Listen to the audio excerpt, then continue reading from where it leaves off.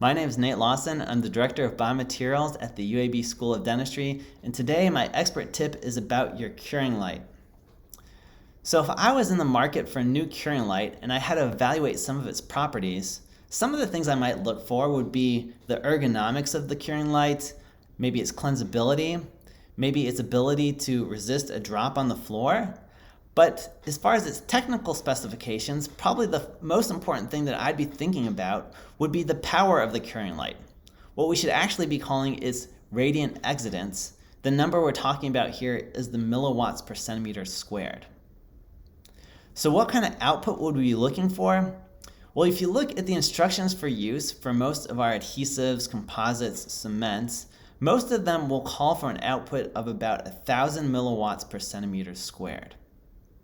But just because you get a curing light that has an output of 1,000 milliwatts per centimeter squared when you buy it, doesn't mean it will stay that way. Sometimes it can go down. Probably the most common reason for a decrease in the output of your curing light is just because you've gotten a little bit of composite or adhesive stuck on the tip of the curing light.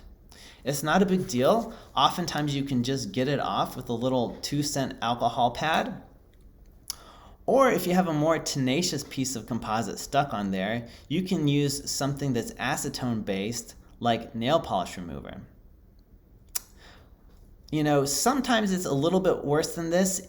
It's because you've got some damage of the curing light tip and your light guide might need to be replaced, or maybe you've got some damage to your batteries and the batteries need to be replaced. But how would we know about any of these decreases in output of our curing lights?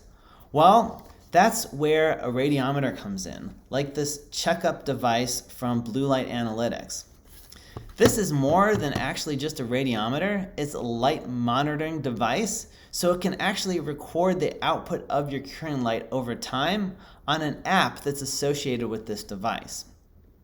More than that, the app can also tell you what the curing time should be for the materials in your office based on the output of your curing light. So that was my expert tip for today. I hope you enjoyed.